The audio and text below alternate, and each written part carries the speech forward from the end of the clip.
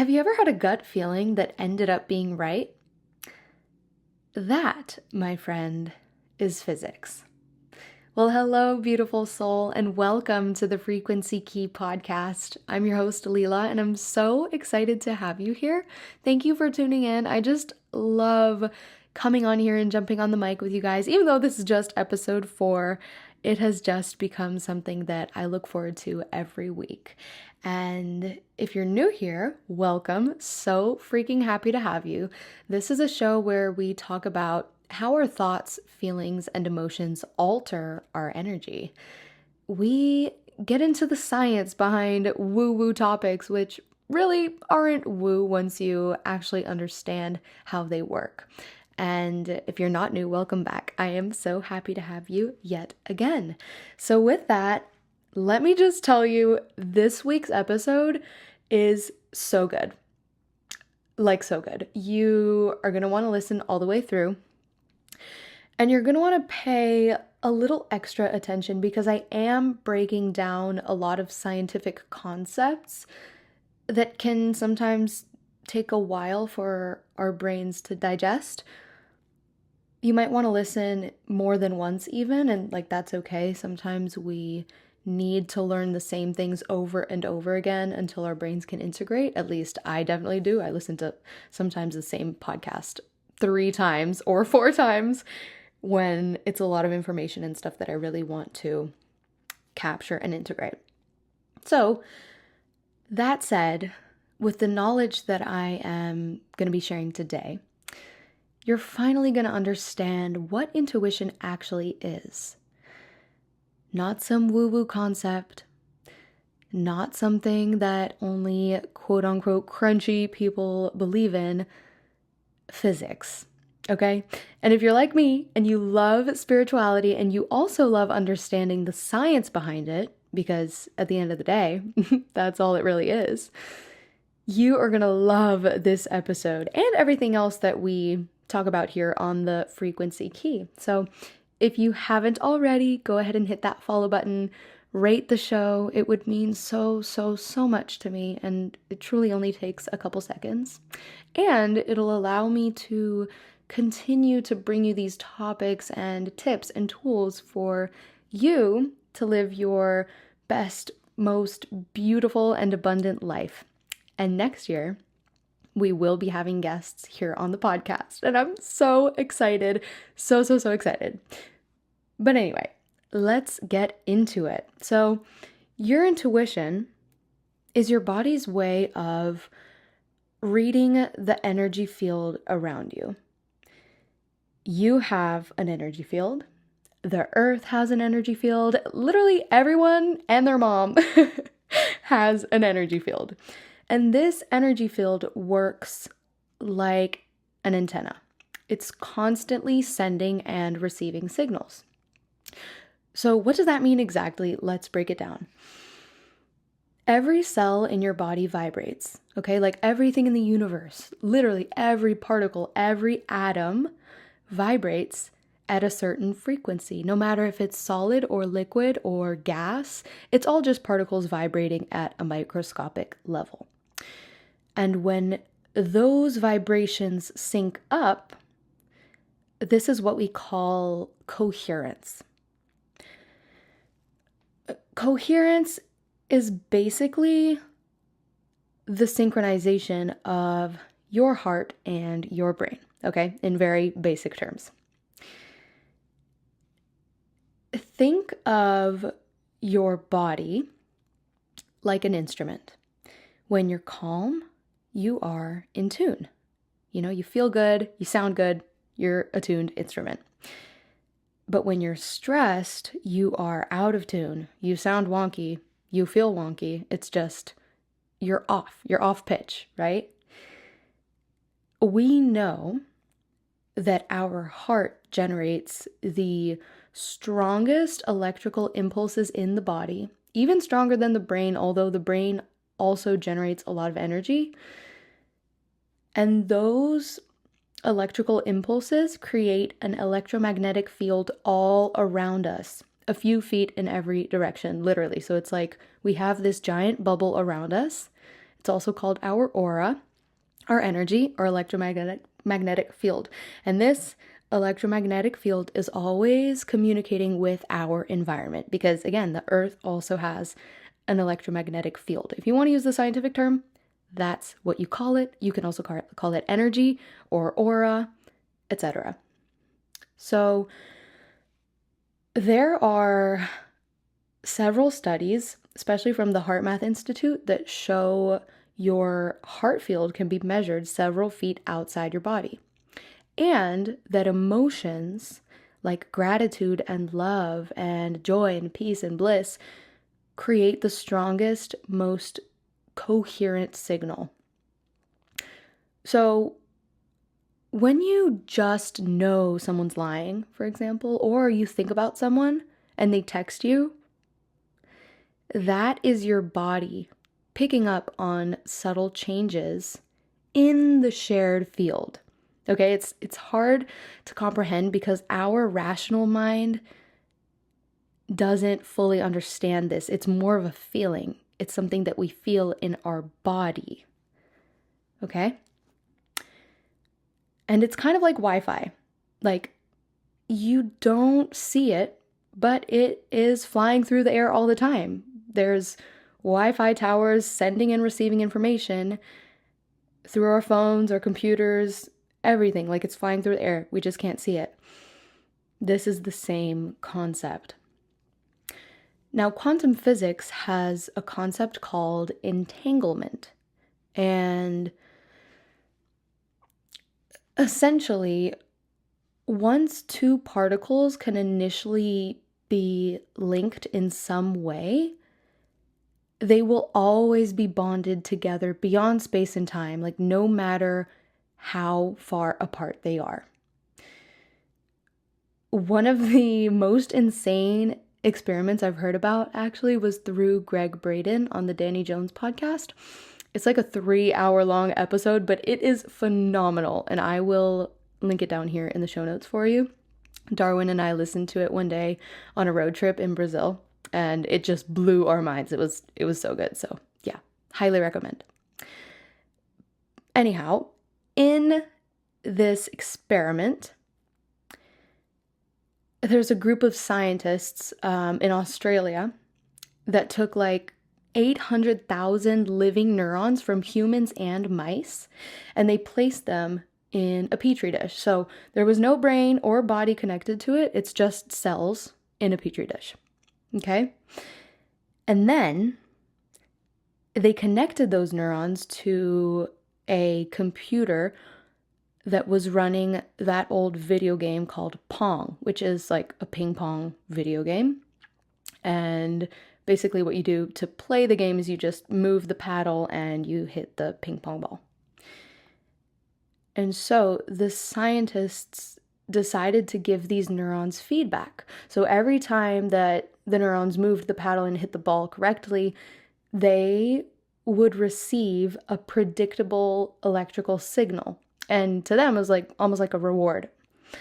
But when they missed, they got some sort of random stimulation with no pattern and no meaning, essentially. So like no reward to them. And okay, so here is where it gets just extraordinary.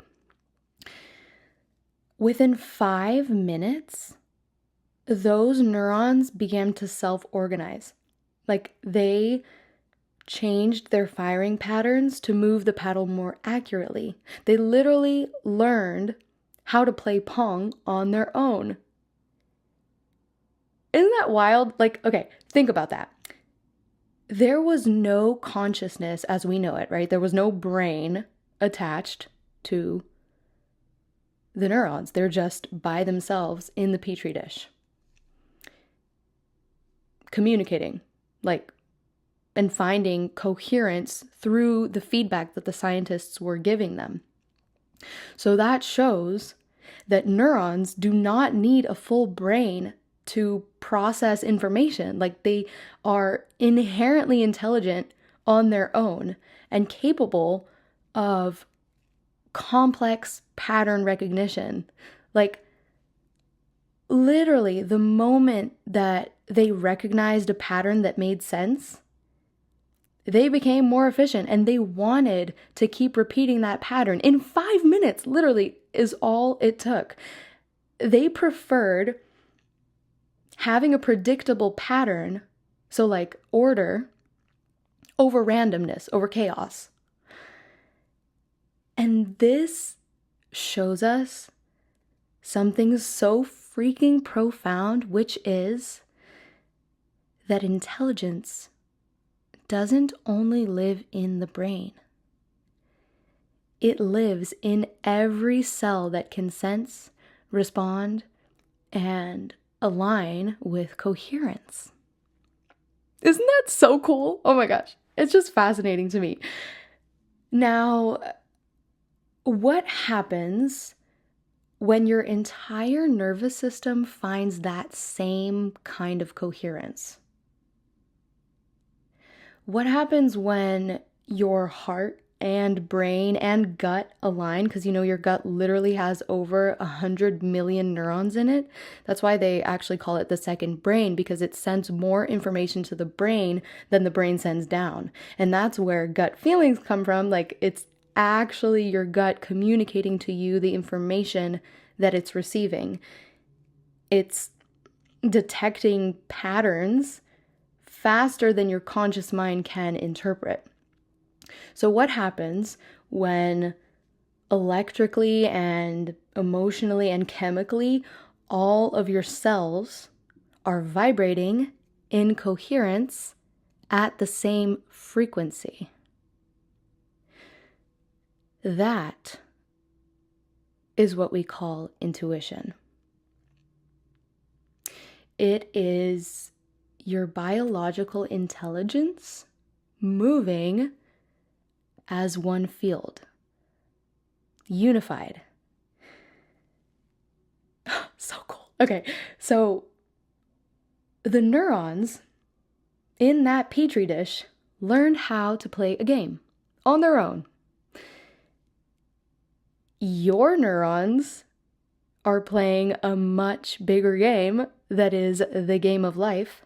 And the more coherent you become, like the more you listen and breathe and become in tune with your body rather than leaving your brain thinking that it's the only one running the show, the more that intelligence begins to speak through you.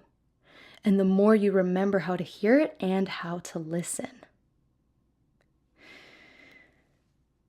When you ignore your intuition, it gets weak. It is just like a muscle, right? If you don't use it, it weakens. But don't worry, it's still there. You just gotta give it a little extra TLC, right? So let's go over how to strengthen your intuition. To do this, you need to create coherence in your body, right? So that you can pick up on subtle information, because that's what it is. It's not your rational mind. It's a feeling. You are feeling and sensing through the intelligence of the other cells in your body, if that makes sense. So to create coherence, you're going to want to close your eyes and slow your breathing, essentially getting into a meditative state if you are not very familiar with meditating. A breathing exercise that I like to do is I'll do 4 counts, then inhale, hold for 4 counts, exhale 4, and then hold 4, and repeat. And you can do that as many times as you want, maybe 5 to 10 times or longer. Like, the longer you do it, the easier it'll be to stay in this state. And heads up, if you're not really familiar with meditation or quieting your mind is probably gonna be whining and trying to convince you to get up. And just, like, that happens to everyone. Your mind knows you better than anyone, literally. So just be aware that these thoughts are highly likely to arise. And you're gonna think it's a good idea because it's you, it's your mind. So just being aware of that, so you know that they're coming, and you just need to be stronger than your mind. and stay in practice. And it takes practice, right? If your thoughts do keep coming up and distracting you, just let them pass you by. Don't hold on to them, like don't keep thinking about the thought and then going down a rabbit hole. Just notice them and let them pass you by. Something I like to do when I have intrusive thoughts bothering my meditation practice is whenever I get a thought, I will imagine it inside of a cloud, and I will just watch the cloud sail away with the wind. And sometimes that thought comes back several times, and I just have to keep sending it away in a cloud, but eventually it works. And if it's really difficult, just go back to the breathing, because sometimes giving the mind something to do, which is the counting, right? In 2, 3, 4, hold 2, 3, 4, exhale 2, 3, 4, and hold 2, 3, 4. That helps as well, because you're kind of distracting it in a way. You're giving it a task, but over time, it helps you to just get quiet and get present. Okay. Then you're going to want to focus on your heart area and think about how grateful you are for everything in your life, no matter how big or how small. It could be that you're grateful to have a bed to sleep in, a roof over your head, a toothbrush to brush your teeth every day, running water that's clean, water to drink.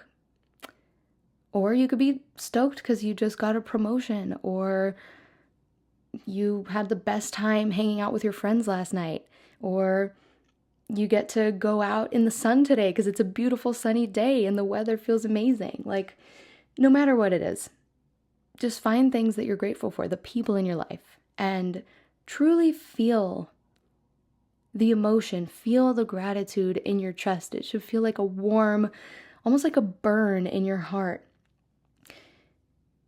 because that's just the gratitude feeling. It feels nice and warm and fuzzy. And remember that it's really important to feel the emotion. Like, don't do it just without the feeling, because the energy that your gratitude and love and all of these high frequency emotions, peace, bliss, harmony, etc., the energy of these emotions creates the strongest and most coherent signal. So you really want to tap into the emotion. And it takes practice, okay? Because some days we don't wake up as well as other days, depending on so many different factors. So just go easy on yourself, give yourself grace, and remember, it's not a destination, it's a journey. Nobody just gets there. It's constant work. Of course, the more you practice, the more you flex that muscle, the stronger you get. But if you stop practicing, if you stop working out, eventually your muscle will go away. So it's just a constant practice. And yeah, so try to do this every day if you can, even if it's just for 5 minutes, even if it's just for 3 minutes or 1 minute. Like, sometimes that's all that we have, and it's better than zero. So just take a minute and tap into that, tap into your gratitude, tap into your heart. Something that helps as well is that you can use times when you are organically happy, like something happens to you that makes you happy, and then when that happens, you take a moment to close your eyes and breathe and just bask in that gratitude too, because it's such a yummy feeling. And take a moment then to be grateful for everything that you have, like to remember all of those things, intentionally taking that moment, And the more that you do this, the easier it becomes, right? Because the more you flex the muscle, the stronger you get. Same idea. Now, if you need guidance on something in your life and you want to ask your intuition, for example, it's really helpful to ask a clear question. So our intuition is like a radar. It responds to precise signals. So instead of asking, what should I do, which is very open-ended, you could ask, should I take this job offer, for example, or should I break up with this person? These are specific questions, right? And your body will then respond with subtle yes or no signals. And when you do this, just remember to give it a few minutes because it's not instantaneous. Just close your eyes, listen, and tune in to what you're feeling. And when I say listen, you're probably not going to hear words. I just mean pay attention to the sensations that come through in your body. So if it's a yes to your question, you might feel light or open. You might feel certain or calm, or maybe you'll just get a sensation of like, this feels right. And even if it hurts, like even if it's a hard decision that you need to make, you might just have that knowing that this is what you need to do. And in these moments, it's easy for the mind to get in the way, like, no, actually, no, I don't need to do that. But sometimes you just know. And that's the intelligence that you need to learn how to listen to.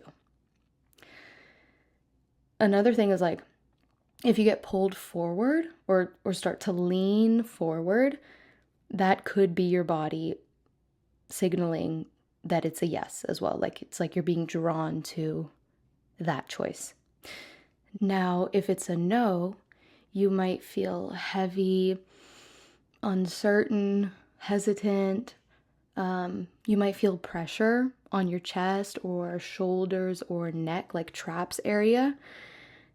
You could feel pressure in your lower back as well. These have all happened to me. But again, it's typically a very subtle sensation, which is why you really have to take a minute, close your eyes, and pay close attention.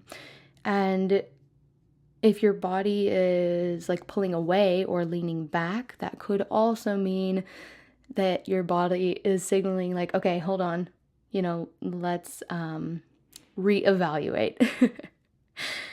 And when you do this, I encourage you to journal about it, because tracking your intuition will help strengthen the connection, and it gives you feedback. So over time, you can learn how your body reacts to different situations. And this will ultimately reinforce your trust in yourself, because you're learning about yourself and you already know what to expect. And you can use this with small decisions as well, like which fruit to eat or which route to take. And this is actually great because it is strengthening your intuitive muscle. You don't go to the gym on day one and curl 30-pound weights. You build up to it slowly. So starting with the small things and then getting up to the big things, like the big questions. So that way you already know the cues, you already know kind of what your body typically signals to you and how to recognize it. And remember, your intention is the most important part. When you show up for yourself with intention, that intention holds power. And when you have a clear intention paired with an elevated emotion of gratitude, joy, peace, love, etc., you alter your electromagnetic field. And through quantum entanglement, when you attune to the frequency of that which you desire, you attract it. It's inevitable. That's just how it works, literally. And by the way, this is not just me talking about this. For the record, there are thousands and thousands of people who have remembered this, and there is so much research to back it as well.